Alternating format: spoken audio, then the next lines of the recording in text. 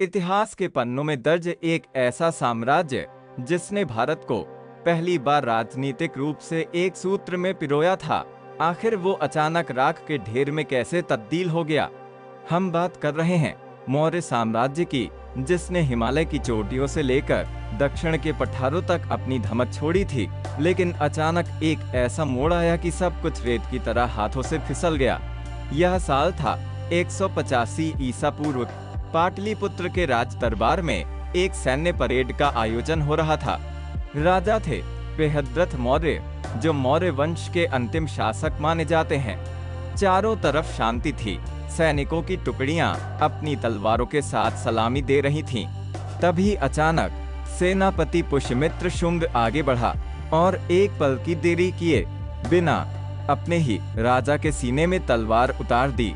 एक ऐसा साम्राज्य जिसने सिकंदर के उत्तराधिकारियों को धूल चटाई थी, उसका अंत किसी विदेशी हमले से नहीं बल्कि अपनों के ही एक वार से हुआ।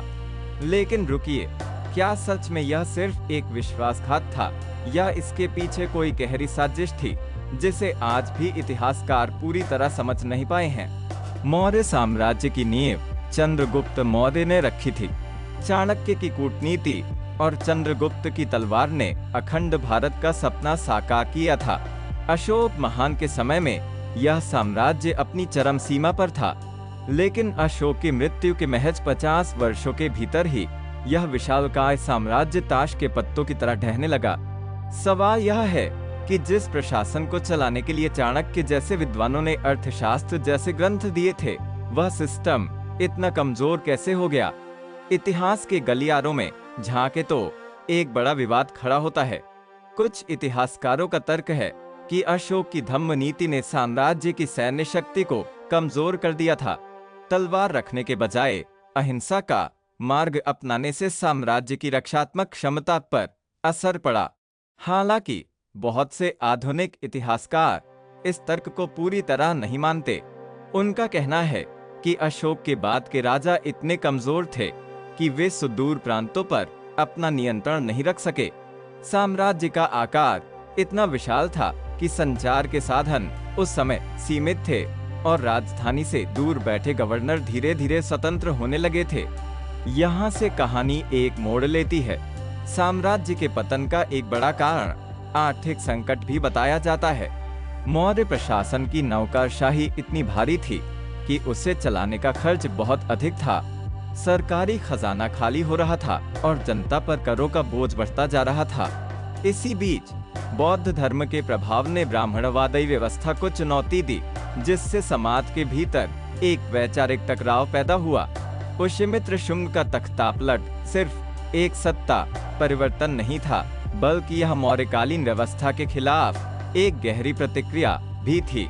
लेकिन क्या आपको पता है कि पतन का यह रहस्य केवल राजनीतिक नहीं है।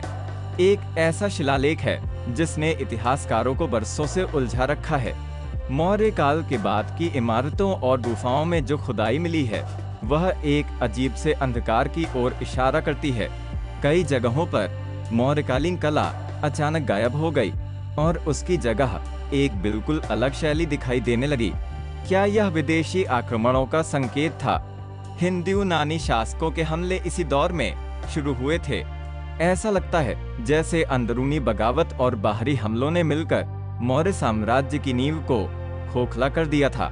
आज जब हम मौर्य साम्राज्य को याद करते हैं तो अक्सर अशोक के शिलालेखों और सांची के स्तूपों की बात करते हैं, लेकिन उन शिलालेखों के बीच जो खामोशी है, वही इस पतन की असली कहानी कहती है। मौर्य वंश के अंतिम दिनों में क्या आम जनता वाकई उस शासन से परेशान थी, या फिर सत्ता की गलियारों में छिड़ी उस लड़ाई ने एक ऐसे साम्राज्य को खत्म कर दिया जो दुनिया के लिए एक मिसाल बन सकता था। पुष्यमित्र शुंग का वह वार सिर्फ एक राजा का अंत नहीं था, बल्कि एक पूरे युग का सूर्यास्त था। आज भी पुरातत्वविद जब उन खंडहरों की खुदाई करते हैं तो उन्हें उम्मीद होती है कि शायद कोई ऐसा शिलालेख मिल जाए जो इस पतन की गुत्थी को पूरी तरह सुलझा दे। लेकिन इतिहास की खूबसूरती तो इसी में है कि वह अपने कुछ रहस्यों को अपने सीने में हमेशा दबाए रखता है। क्या मौर्य साम्राज्य का पतन अपरिहार्य था, क्या कोई भी शक्ति इस विशाल साम्राज्य को बिखरने से रोक सकती थी? यह सवाल आज भी अनुत्तरित है और शायद यही वह रहस्य है जो हमें मौर्य काल के बारे में और अधिक जानने के लिए प्रेरित करता है। इतिहास के ऐसे ही अनसुने रहस्यों के लिए चैनल को सब्सक्राइब करें, वीडियो को लाइक करें और इसे अपने दोस्तों के साथ शेयर जरूर करें।